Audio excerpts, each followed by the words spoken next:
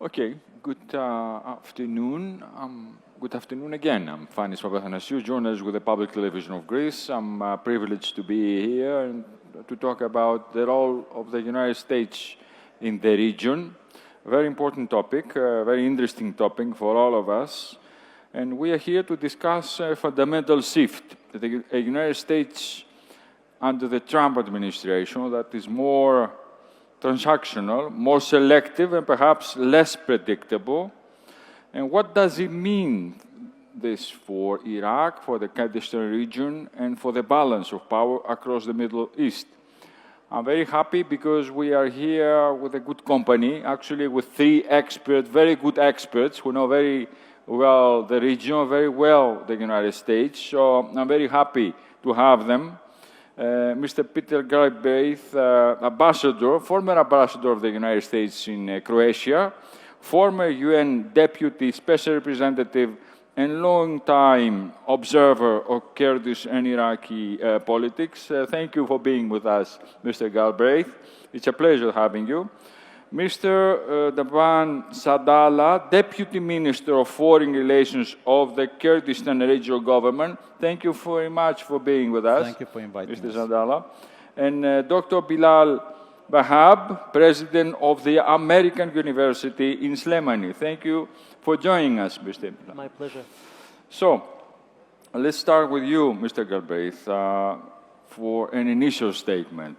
We have 23 minutes, so the initial statement will be 1 or 2 minutes. And touching, is the U.S. policy in the region today strategic under the Trump administration? Talk to us about the Trump's administration regional policy. Well, let me begin by saying what a pleasure it is to be here. Like everybody else, I'll thank everybody. And you know, this is, I realized the first time I was in Slemani was in 1987. And you know something? The place has changed a lot in the last 40 years. Now, the other feature I'll say is I'm the one former ambassador, a diplomat of a country, but these two have to be more diplomatic than me. So I'm going to do something they're not going to do. So you're not going to be more diplomatic? I'm going to tell you the truth. No. And when we start talking about United States policy in the region under Trump, we have to start with one basic point. Trump is not normal. There is something not normal about this person. What do you mean? Well, I will give an example.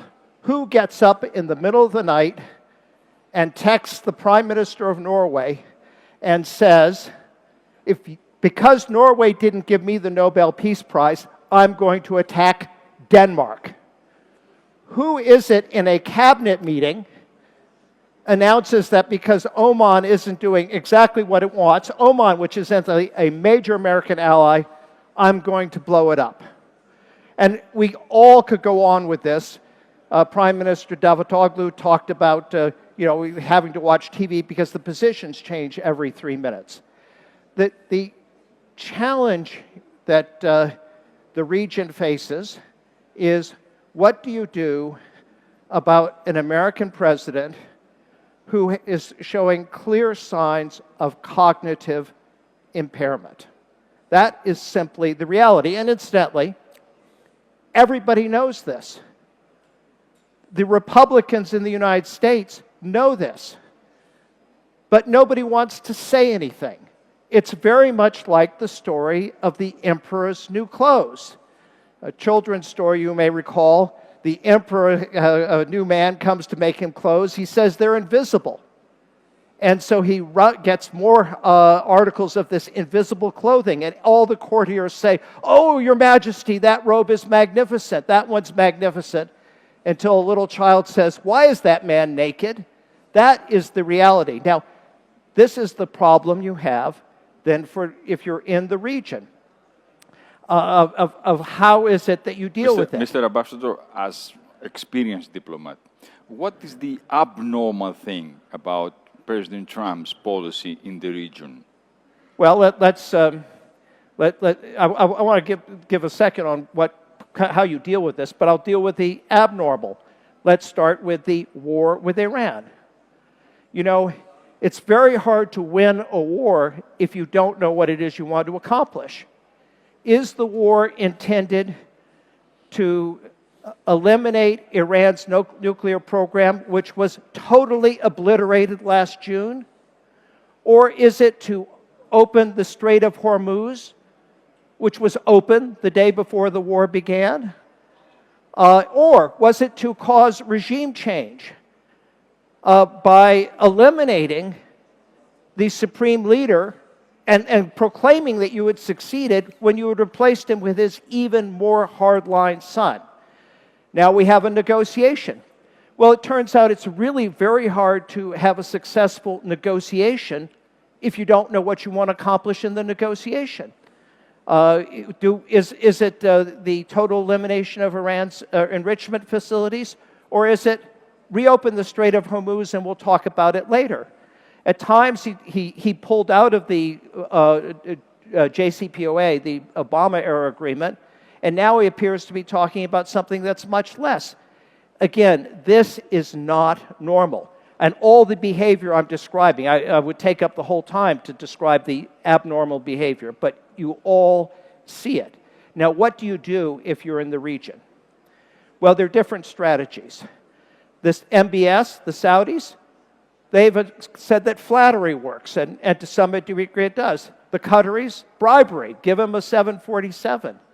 The Emiratis, let his family all do business. And that probably works for them. For the Iraqis, it's more difficult. And for Kurdistan, probably the best strategy is to lay low and say nothing at all and just wait for the next 2.5 years to pass. I will say one final point, which is everybody says this is just about Trump. It isn't just about Trump. It is about the extraordinary weakness of American institutions. We talk about the importance of having an independent judiciary in the world. When we preach about democracy, we don't have it. It's a partisan judiciary. We talk about respecting the results of elections. It isn't that Trump didn't respect the results of the 2020 elections. It is that virtually all the elected Republican members of Congress voted to overturn an election that was free, that was indisputably fair, that Biden won by 7 million votes. Or the American press. We talk about the free press, and yet oligarchs have now taken over the Washington Post, CBS, which was the paper that brought down Nixon with Watergate, CBS, the network that told the truth about Vietnam. All these things are disappearing, and that is a real challenge for the region. It's a challenge for Europe. It's a challenge for the world, and don't pretend it isn't happening or that this is some normal situation. Mm-hmm. Thank you so much, especially your advice to the Kurdistan here, to the region. Let me see if Deputy Minister Abdallah listens to this advice to play low-key with the Trump administration and to be under the radar of the government of the United States. So give us your first initial statement. Do you actually accept this, what the ambassador says about play it low, and what is your views regarding the Trump administration's policies here in the region? سپاس بۆم دەرفەتە سپاس بۆ ڕێکخراوی دێلفی کە بۆ ئێمەم دەرفەتەی ڕەخسان لێرە قسە بکەین دەربارەی سیاسەتی ئەمریکا و داهاتووی ئەم هەرێمەی ئێمە ئەم هەرێم لە کوردستانی عێراق. زۆر گرنگە ئەمریکا لە عێراق پرۆژەی هەبێت و هەوڵبات با بڵێن زۆر گرنگی بە کۆمەڵگەی دیموکراسی بات بە دیموکراسی خوازان بە ڕێکخراوی کۆمەڵگەی مەدەنی بدات. ئەوەی کە ئێستا ئێمە لێرە هەستی پێ ناکەین ئەوەیە ئەگەر بێت توێمەکەوتنە بینی دوو بەرداشتەوە بینی ئێران کە وڵاتێکی زۆر گرنگە بۆ ئێمە و لەم لاشەوە ئەمریکا کە 20 ساڵە ئارامی و ئاسایشی بۆ ئێمە دابین کردووە. ئێران لەولاوە وڵاتێکی زۆر گرنگە بۆ ئێمە چونکە لەم لەوەتی هەرێمی کوردستان هەیە پێش هەرێمی کوردستان ئێمە ئاوارە بووین دەرگای بۆ ئێمە کردوتەوە دوایەوەش بەرژەوەندی ئابووری و عومقی استراتیژیشمان لەوێ هەیە بە تایبەتی ئەم شاری سلێمانی کە ئێمە ئەمڕۆ لێرە ئەم پەناڵی لێ ئەەکەین. بۆ مەسلەی کە ئەمریکا پرۆژەی هەبێ زۆر گرنگە ئەمریکا هاوشێوەی ئێران بکات. ئێران لە عێراق زۆر سەرکەوتووە. ئێران لە چەند ساڵی ڕابردووە لەگەڵ هەموو توێژ و چینەکان لە پەیوەندیا بووە، لەگەڵ مەلا، لەگەڵ پۆلیس، لەگەڵ مامۆستای زانکۆ، لەگەڵ سیاسیەکان، لەگەڵ سەنتەری ئاینیەکان، لەگەڵ عەرەب و تورک، عەرەب و کورد و شیعە و سونەش لە پەیوەندیا بوو، بۆیە توانیوێتی باشتر پەیوەندیەکانی خۆی ئیدامە پێ بدا و پرۆژەی زیاتری هەبێ. لە حاڵتی با بڵێن ئەمریکیەکانە بەداخەوە بەو شێوەیە نەبووە کە ئەمریکیەکان ئازادیشیان بۆ ئێمەێناوە لە 20 ساڵی ڕابردووە با بڵێن ئەمن و ئاسایشیان بۆ ئێمە دابین کردووە و هەرێمی کوردستان بە هەرێمێکی با بڵێن ئارام لە قەڵەم دراوە، بەڵام ئەمریکایەکان زیاتر بەس تەعاملیان لەگەڵ توێژی سیاسیە حکومڕانە هەبووە کە ئەوانش ئەگەر بێت و لە ئۆکەی وڵاتانی ئیقلیمیان لەسەر نەبووایە زۆر زەحمەت بوو لە دەسەڵاتە بمێننەوە. ئێستا ئێمە ڕاستە ناوچەکە بە قۆناغێکی زۆر هەستیارە تێئەپەڕێت.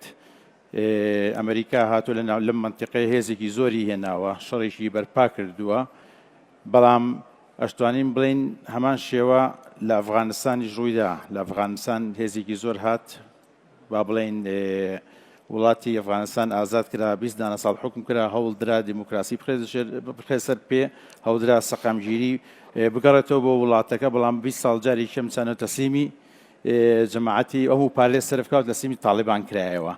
ئێمە ئەگەر بێت و سەر تەماشای وڵاتی دراسی خۆمان بکەین سووریا، ڕاستە سووریا بەشار ئەسەد پیاوێکی دیکتاتۆر بوو، لە کەمەنەتەوەیەکی عەلەوی بوو، بە حکمی با بڵێن بە دەستێکی ئاسنین حکمڕانیە کرد، بەڵام دەستکاری پێکهاتەکان، دەستکاری پێکهاتەی وڵات کەمێنەتەوەکان شێوەی پێکەوە ژیانی ناکرد.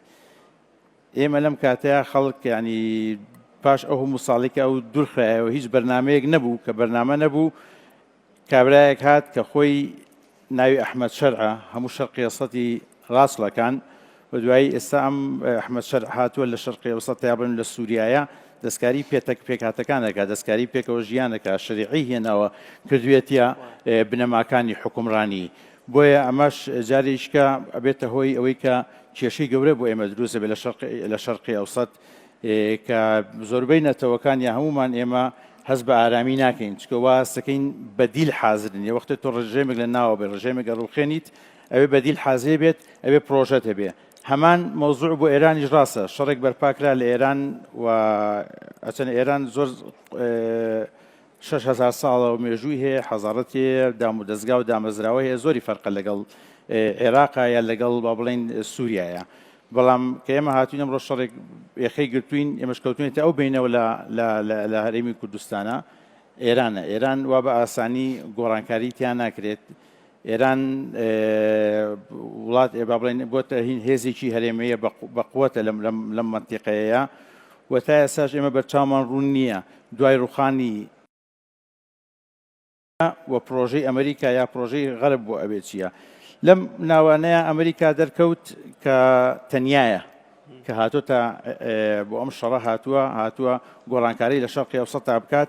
ئێران ئەمریکا تەنیایە، ترامپ بە تەنیایی ماوەتەوە، هەتا دۆستەکانی لە حلفی ناتۆ کە شەریک بوون لەگەڵیا ئەوانە نەهاتن پشگیری بکەن ئاسمانەکەی بۆ بکەنەوە یا هێز بنێرن بۆ مەنتیقەکە، بۆی کە بتوان ئەم گەڕوی هەرمزەی کە بۆتە کێشەیەکی گەورە هەریز نەبێت تۆزێ لە بار سوکردنی ئەمریکا.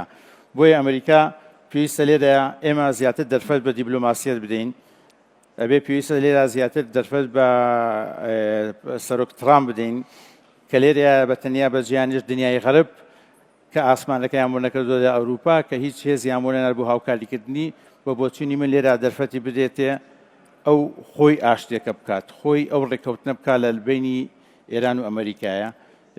من باوەڕم پێی هەیە ئەگە پرۆژەی هەبێت دوو لە ڕوخان ئەتوانرێت لەم حاڵەتەیە ڕێکەوتنێ بکرێ، بەڵام لەو ڕێکەوتنەشە ئەبێت میلەتانی ئەم مەنتیقەی ڕەچاو بکرێن، نابێ فەرامۆش بکرێن، بێ وڵاتانی عەرەبی بەشدار بن لە پرۆسەی با بڵێن ڕێکەوتنەکە کاکرایی زۆر بەرژەوەندەکانی ئەوان ڕەچاو بژیرێت بەڵام I هێشتا بە was چاومان going ڕوون to نییە. ask you about your views regarding I can't hear the you, sorry. agreement on the next round, but let's make a pause on this and go to Mr. Bilal Wahab and ask him about the misperception that maybe Washington, some people must have about Iraq. Some people misread the Iraq and see it as an extension of Iran.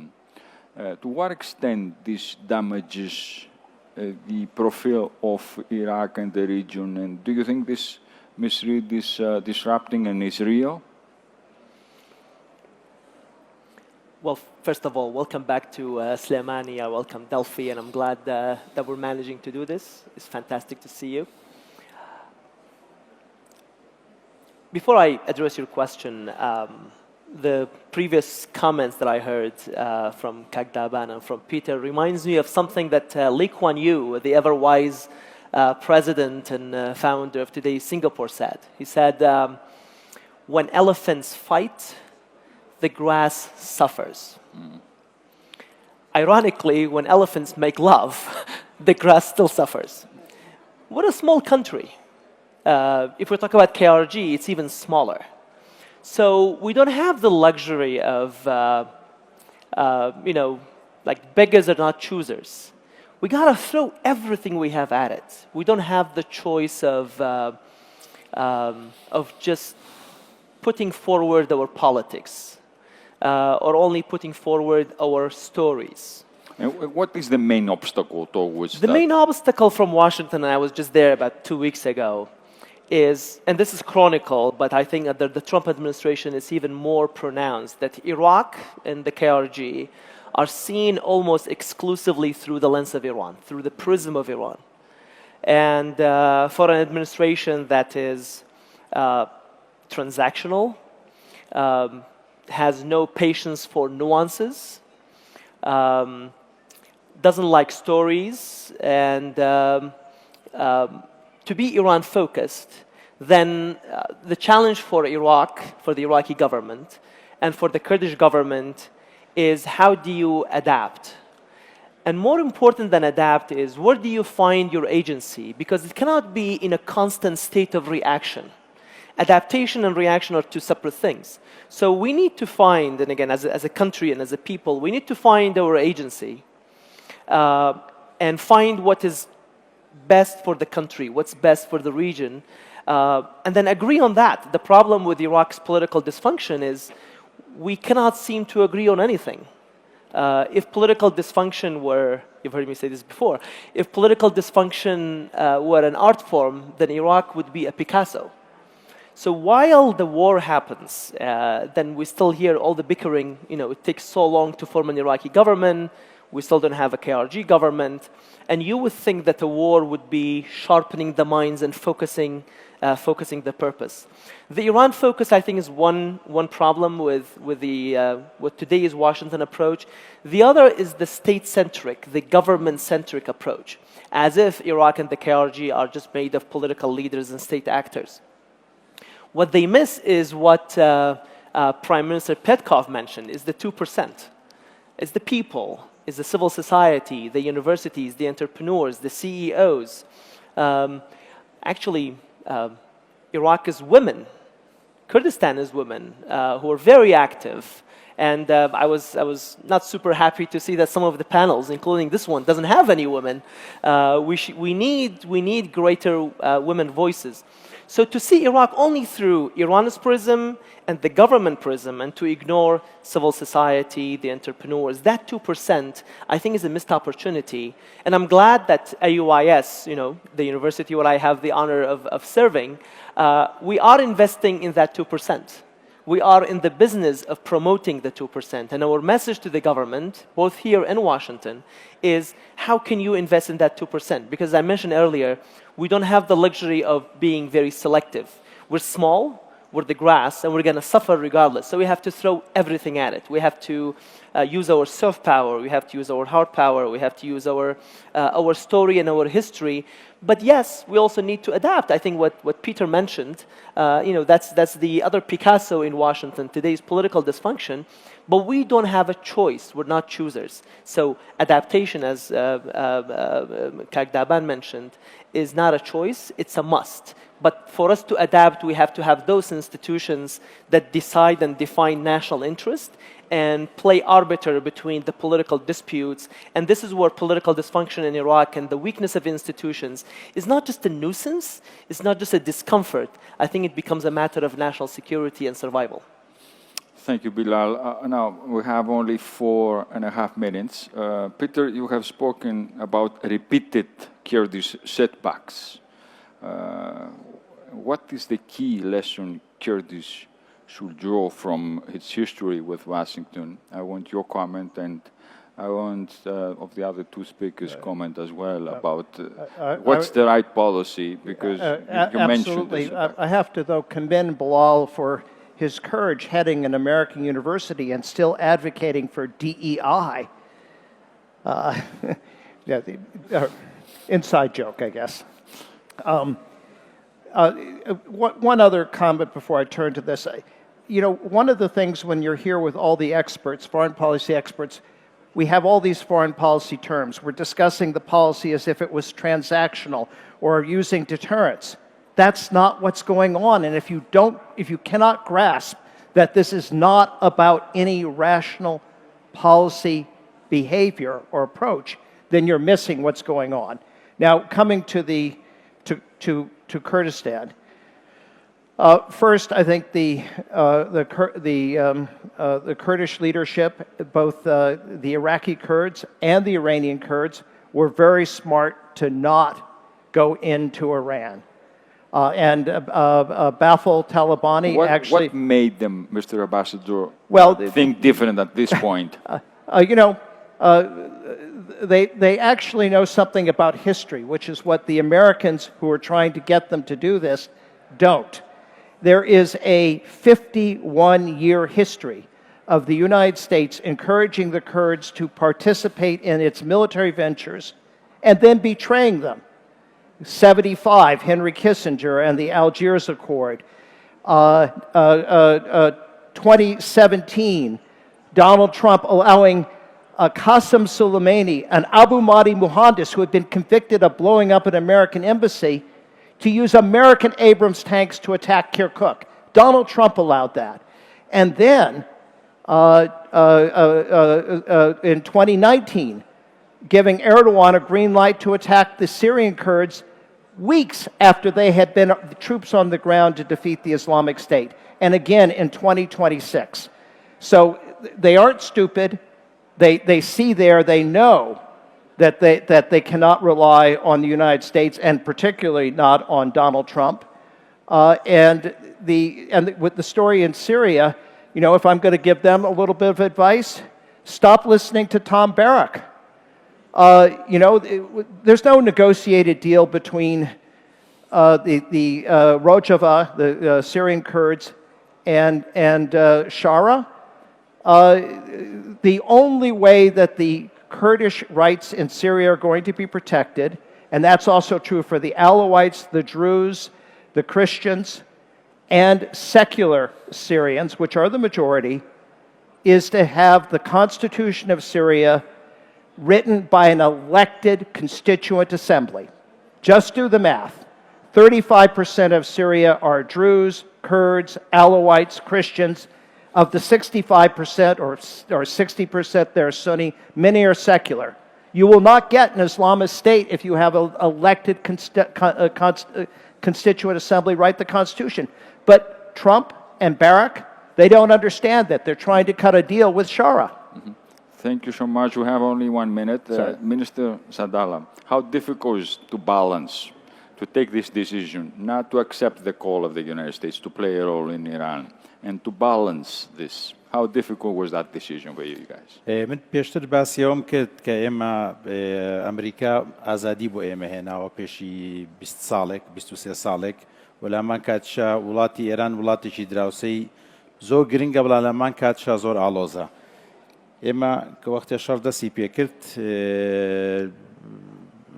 با بڵێن سەرکردایەتی سیاسی کورد نەویست ئەم جارش ببێتەوە بە قوربانی ئەو شەڕ و پێکدادان و ئاڵۆزیانەیە منتیقەیە ڕێگا ڕاستەکەی هەڵبژات ڕێگا ڕاستەکەش ئەوە بوو کە ئێمە ئەو شەڕە شەڕی ئێمە نییە ئەو شەڕە شەڕی وڵاتێکی دراوسەیە لەگەڵ ئەمریکایە و بە دوور و نزیکە بێمە خۆمان لێ دوور بگرین هەرچەنە زۆر قورس بووە و ئاسان نەبوو لەو قۆناغە دەبینە دەرێ بەڵام هەتاکو ئێستاش مەترسیەر بەردەوامە هەتاکو ئێستاش سەقامگیری هەر لە ناوچەکە بەردەوامە هەموو وەختێک ئەو شەڕاتوانێت دەست پێ بکاتەوە کار و ئەرچی ئەمەیە وەکو حکوومەتی هەرێمی کوردستان و پارتە سیاسیەکان بەرژەوەندی خەڵکی خۆمان و ئەمن و ئیستیقرار لەم ناوچەی خۆمان بپارێزین.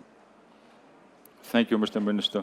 Bilal, your comment. What is the key lesson learned of this history for Kurdistan with the United States and Washington?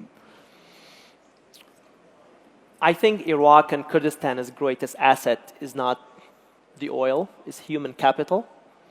And Iraq and Kurdistan's future, therefore, will not be built by government alone. And therefore, we have to find our agency and exercise it. Thank you so much, all of you, the speakers, and thank you for your attention. It was very interesting for us. This very short. I would love to have longer, half an hour more to discuss about this important issue. Very much important for us to learn your views, and thank you so much, everyone. Thank you.